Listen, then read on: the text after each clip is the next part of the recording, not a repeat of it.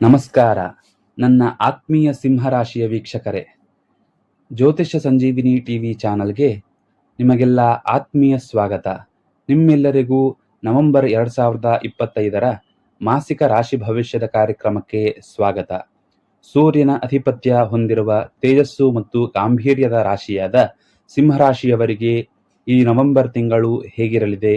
ಈ ತಿಂಗಳು ಗ್ರಹಗಳ ಪ್ರಮುಖ ಸಂಚಾರಗಳು ನಡೆಯುತ್ತಿದ್ದು ನಿಮ್ಮ ಜೀವನದ ವಿವಿಧ ಕ್ಷೇತ್ರಗಳಾದ ವೃತ್ತಿ, ಹಣಕಾಸು, ಕುಟುಂಬ, ಪ್ರೀತಿ ಮತ್ತು ಆರೋಗ್ಯದ ಮೇಲೆ ಯಾವ ರೀತಿಯ ಪರಿಣಾಮ ಬೀರಲಿದೆ ಎಂಬುದನ್ನು ಈ ವಿಡಿಯೋದಲ್ಲಿ ತಿಳಿದುಕೊಳ್ಳೋಣ. ಜೊತೆಗೆ ಸಮಸ್ಯೆಗಳಿಗೆ ಪರಿಹಾರಗಳು ಮತ್ತು ನಿಮ್ಮ ಶುಭ ಸಂಖ್ಯೆ ಮತ್ತು ಶುಭ ಬಣ್ಣ ಬಗ್ಗೆಯೂ ತಿಳಿಯೋಣ. ಕೊನೆಯವರೆಗೂ ವಿಡಿಯೋವನ್ನು ತಪ್ಪದೇ ನೋಡಿ. ಹೊಸಬರು ನಮ್ಮ ಚಾನಲ್ ಅನ್ನು ವೀಕ್ಷಿಸುತ್ತಿದ್ದರೆ ದಯವಿಟ್ಟು ಸಬ್ಸ್ಕ್ರೈಬ್ ಮಾಡಿ. ನವೆಂಬರ್ನಲ್ಲಿ ಪ್ರಮುಖ ಗ್ರಹಗಳ ಸಂಚಾರ ಹೇಗಿದೆಂದರೆ ಸೂರ್ಯ ಮತ್ತು ಮಂಗಳರ ಸಂಚಾರ. ಸಿಂಹರಾಶಿಯ ಅಧಿಪತಿ ಸೂರ್ಯನು ನವೆಂಬರ್ ತಿಂಗಳ ಮಧ್ಯದಲ್ಲಿ ಸ್ಥಾನ ಬದಲಾಯಿಸಲಿದ್ದಾನೆ. ತಿಂಗಳ ಮೊದಲಾರ್ಧದಲ್ಲಿ ಸೂರ್ಯನು ನಿಮ್ಮ 4ನೇ ಮನೆಯಲ್ಲಿ ಸಂಚರಿಸುವುದರಿಂದ ಕೌಟುಂಬಿಕ ವಿಷಯಗಳು, ಭೂಮಿ, ವಾಹನ ಮತ್ತು ತಾಯಿಯ ಆರೋಗ್ಯದ ಬಗ್ಗೆ ಹೆಚ್ಚು ಗಮನ ಹರಿಸಬೇಕಾಗಬಹುದು. ವೃತ್ತಿಯಲ್ಲಿ ಮಾನಸಿಕ ಒತ್ತಡವಿದ್ದರೂ ಮನೆಯಿಂದ ಕೆಲಸ ಮಾಡುವವರಿಗೆ ಅಥವಾ ಸ್ಥಿರಾಸ್ತಿ ವ್ಯವಹಾರದಲ್ಲಿರುವವರಿಗೆ ಉತ್ತಮವಾಗಿರುತ್ತದೆ. ನವೆಂಬರ್ 16 ನಂತರ ಸೂರ್ಯನು ನಿಮ್ಮ 5ನೇ ಮನೆಗೆ ಪ್ರವೇಶ ಮಾಡುತ್ತಾನೆ. ಈ ಸಂಚಾರವು ನಿಮ್ಮ ಆತ್ಮವಿಶ್ವಾಸವನ್ನು ಹೆಚ್ಚಿಸಲಿದೆ. ಮಕ್ಕಳು, ಶಿಕ್ಷಣ ಮತ್ತು ಪ್ರೀತಿ ಪ್ರೇಮದ ವಿಚಾರಗಳಲ್ಲಿ ಹೊಸ ಹುರುಪು ತರುತ್ತದೆ. ಸೂರ್ಯನ ಈ ಬದಲಾವಣೆ ನಿಮ್ಮ ಸೃಜನಶೀಲತೆ ಮತ್ತು ನಾಯಕತ್ವದ ಗುಣಗಳನ್ನು ಪ್ರಕಾಶಮಾನಗೊಳಿಸುತ್ತದೆ.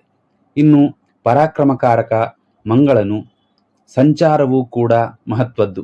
ತಿಂಗಳ ಆರಂಭದಲ್ಲಿ ಮಂಗಳವು ನಿಮ್ಮ 4ನೇ ಮನೆಯಲ್ಲಿ ಇದ್ದು ಕುಟುಂಬದಲ್ಲಿ ಕೆಲವು ಉದ್ವಿಗ್ನತೆ ಅಥವಾ ಆಸ್ತಿ ಸಂಬಂಧಿತ ವಿವಾದಗಳನ್ನು ತರಬಹುದು.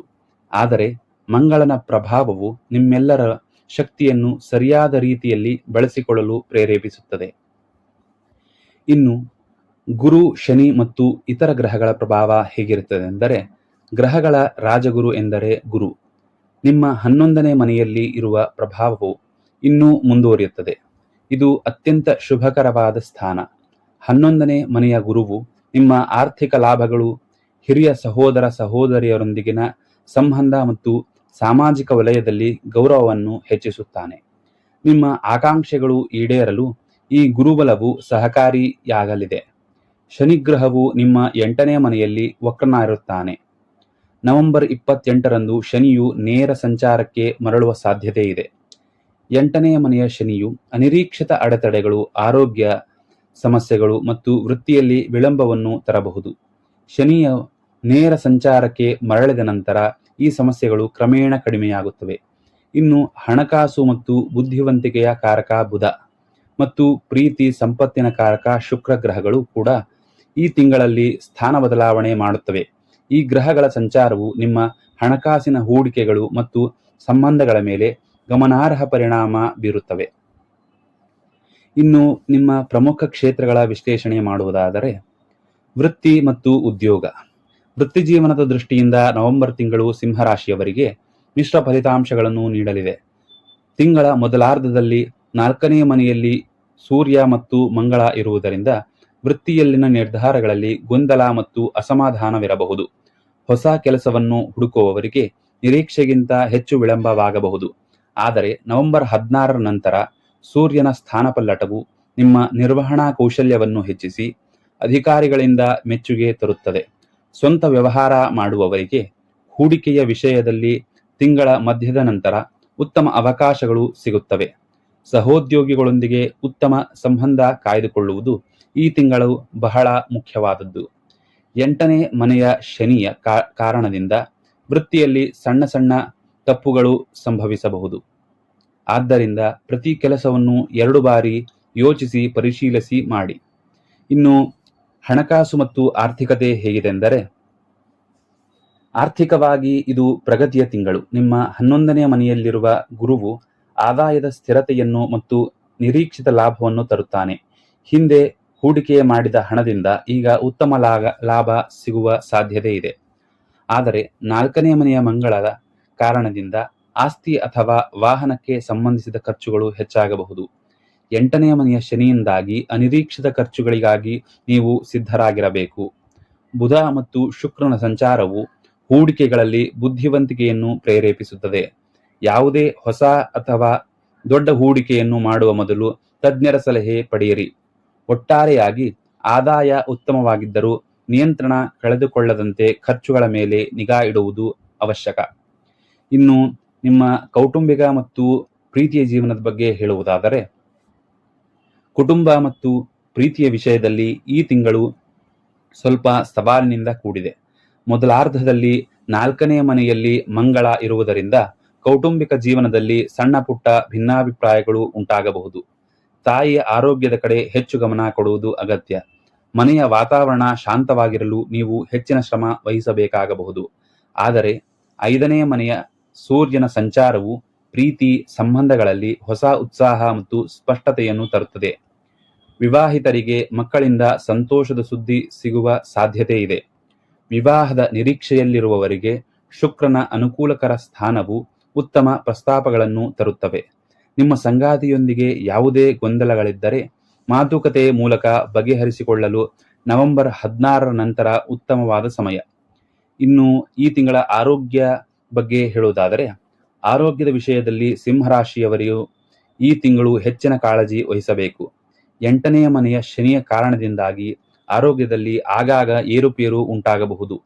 ಕೀಲು ನೋವು, ಹೊಟ್ಟೆ ಸಂಬಂಧಿತ ಸಮಸ್ಯೆಗಳು ಮತ್ತು ಗಾಯಗಳು ಸಂಭವಿಸುವ ಸಾಧ್ಯತೆ ಇರುತ್ತದೆ.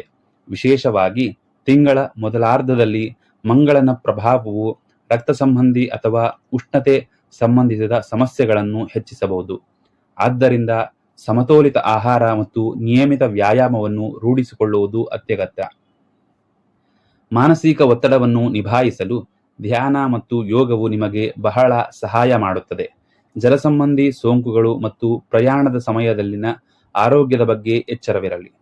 ಇನ್ನು ಈ ತಿಂಗಳ ಶಿಕ್ಷಣ ಮತ್ತು ವಿದ್ಯಾರ್ಥಿಗಳಿಗೆ ಸಲಹೆ ಎಂದರೆ, ಸಿಂಹರಾಶಿಯ ವಿದ್ಯಾರ್ಥಿಗಳಿಗೆ ನವೆಂಬರ್ ತಿಂಗಳು ಬಹಳ ಅನುಕೂಲಕರವಾಗಿದೆ. ವಿಶೇಷವಾಗಿ ತಿಂಗಳ ದ್ವಿತೀಯಾರ್ಧದಲ್ಲಿ ನಿಮ್ಮ ರಾಶಿಯ 5ನೇ ಮನೆಯಲ್ಲಿ ಸೂರ್ಯನ ಸಂಚಾರವು ಅಧ್ಯಯನದಲ್ಲಿ ಏಕಾಗ್ರತೆಯನ್ನು ಹೆಚ್ಚಿಸುತ್ತದೆ. ಸ್ಪರ್ಧಾತ್ಮಕ ಪರೀಕ್ಷೆಗಳಿಗೆ ಸಿದ್ಧತೆ ನಡೆಸುತ್ತಿರುವವರಿಗೆ ಇದು ಉತ್ತಮ ಸಮಯ. ಗುರುಬಲದ ಕಾರಣ ಉನ್ನತ ಶಿಕ್ಷಣಕ್ಕಾಗಿ ವಿದೇಶಕ್ಕೆ ಹೋಗಲು ಬಯಸುವವರಿಗೆ ಶುಭ ಸುದ್ದಿಗಳು ತರಬಹುದು. ಸ್ನೇಹಿತರ ಸಹಾಯದಿಂದ ಕಷ್ಟದ ವಿಷಯಗಳನ್ನು ಕಲಿಯಲು ಸಾಧ್ಯವಾಗುತ್ತದೆ. ಅಧ್ಯಯನದಲ್ಲಿರುವವರು ತಮ್ಮ ಗುರಿಯತ್ತ ಸ್ಥಿರವಾದ ಪ್ರಯತ್ನವನ್ನು ಮುಂದುವರಿಸಬೇಕು. ಇನ್ನು ಈ ಎಲ್ಲ ಸಮಸ್ಯೆಗಳಿಗೆ ಪರಿಹಾರ ಮತ್ತು ಶುಭ ಸಂಖ್ಯೆ ಮತ್ತು ಬಣ್ಣಗಳನ್ನು ನೋಡುವುದಾದರೆ, ಸಿಂಹರಾಶಿಯವರು ನವೆಂಬರ್ ತಿಂಗಳನ್ನು ಸುಗಮವಾಗಿ ಕಳೆಯಲು ಮತ್ತು ಗ್ರಹಗಳ ನಕಾರಾತ್ಮಕ ಪರಿಣಾಮಗಳನ್ನು ಕಡಿಮೆ ಮಾಡಲು ಈ ಮುಂದಿನಂತೆ ನಾವು ಪರಿಹಾರವನ್ನು ತಿಳಿಸಬಹುದು. ಸೂರ್ಯನ ಆರಾಧನೆ. ನಿಮ್ಮ ರಾಶಿಯ ಅಧಿಪತಿ ಸೂರ್ಯದೇವ. ಪ್ರತಿದಿನ ಬೆಳಗ್ಗೆ ಸ್ನಾನಾನಂತರ ಸೂರ್ಯನಿಗೆ ಅರ್ಘ್ಯವನ್ನು ಅರ್ಪಿಸಿ ಹಾಗೂ ಓಂ ಹ್ರೀಂ ಸೂರ್ಯಾಯ ನಮಃ ಎಂಬ ಮಂತ್ರವನ್ನು 11 ಬಾರಿ ಜಪಿಸಿ. ಹಾಗೂ ಶನಿ ಪರಿಹಾರ. 8ನೇ ಮನೆಯ ಶನಿ ಪ್ರಭಾವವನ್ನು ಕಡಿಮೆ ಮಾಡಲು ಪ್ರತಿ ಶನಿವಾರ ಶನಿ ದೇವಸ್ಥಾನಕ್ಕೆ ಭೇಟಿ ನೀಡಿ ಕಪ್ಪು ಎಳ್ಳು ಮತ್ತು ಎಣ್ಣೆಯನ್ನು ದಾನ ಮಾಡಿ.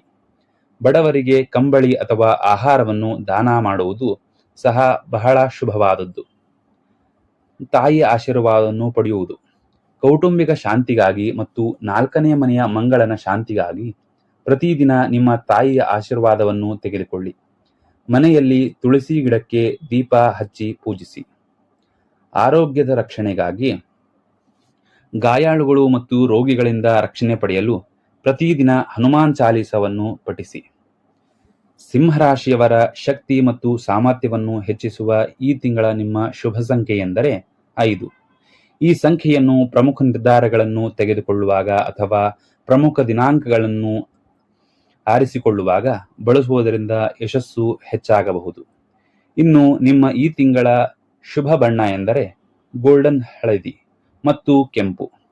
ನಿಮ್ಮ ಆತ್ಮವಿಶ್ವಾಸ ಮತ್ತು ಗಾಂಭೀರ್ಯವನ್ನು ಹೆಚ್ಚಿಸಲು ಗೋಲ್ಡನ್ ಹಳದಿ ಬಣ್ಣವನ್ನು ಬಳಸಿ. ಕೆಂಪು ಬಣ್ಣವು ಮಂಗಳನ ಮತ್ತು ಸೂರ್ಯನ ಸಕಾರಾತ್ಮಕ ಶಕ್ತಿಯನ್ನು ನಿಮಗೆ ತಂದುಕೊಡುತ್ತದೆ. ಈ ಬಣ್ಣಗಳ ವಸ್ತ್ರಗಳನ್ನು ಅಥವಾ ಅವುಗಳ ಅಂಶಗಳನ್ನು ನೀವು ಧರಿಸುವುದರಿಂದ ಸಕಾರಾತ್ಮಕ ಕಂಪನಗಳು ನಿಮ್ಮ ಸುತ್ತಲೂ ಇರುತ್ತವೆ. ಒಟ್ಟಾರೆಯಾಗಿ ಆತ್ಮೀಯ ಸಿಂಹ ರಾಶಿ ವೀಕ್ಷಕರೇ, ನವೆಂಬರ್ 2025ರ ಮಾಸಿಕ ಭವಿಷ್ಯದ ಸಮಗ್ರ ಮಾಹಿತಿಯನ್ನು ನಾವು ನೋಡಿದ್ದೇವೆ. ಗ್ರಹಗಳ ಸಂಚಾರವು ಸೂಚಿಸುವ ಸವಾಲುಗಳಿಗೆ ಪರಿಹಾರಗಳನ್ನು ಅಳವಡಿಸಿಕೊಳ್ಳಿ ಮತ್ತು ಶುಭ ಫಲಿತಾಂಶಗಳನ್ನು ಸಂಪೂರ್ಣವಾಗಿ ಬಳಸಿಕೊಳ್ಳಿ. ನವೆಂಬರ್ ತಿಂಗಳು ನಿಮಗೆ ತೇಜಸ್ಸಿನಿಂದ ಕೂಡಿರಲಿ, ಶುಭವಾಗಲಿ ಎಂದು ಹಾರೈಸುತ್ತೇನೆ. ನಿಮಗೆ ವೈಯಕ್ತಿಕ ಭವಿಷ್ಯದ ಅಗತ್ಯವಿದ್ದರೆ ನೀವು ನಮ್ಮನ್ನು ಸಂಪರ್ಕಿಸಬಹುದು. ಈ ವಿಡಿಯೋ ನಿಮಗೆ ಇಷ್ಟವಾಗಿದ್ದರೆ ದಯವಿಟ್ಟು ಲೈಕ್ ಮಾಡಿ, ನಿಮ್ಮ ಸ್ನೇಹಿತರೊಂದಿಗೆ ಹಂಚಿಕೊಳ್ಳಿ ಮತ್ತು ನಮ್ಮ ಚಾನಲ್ಗೆ ತಪ್ಪದೇ ಸಬ್ಸ್ಕ್ರೈಬ್ ಮಾಡಿ. ಮುಂದಿನ ವಿಡಿಯೋದಲ್ಲಿ ಭೇಟಿಯಾಗೋಣ. ಶುಭವಾಗಲಿ. ನಮಸ್ಕಾರ.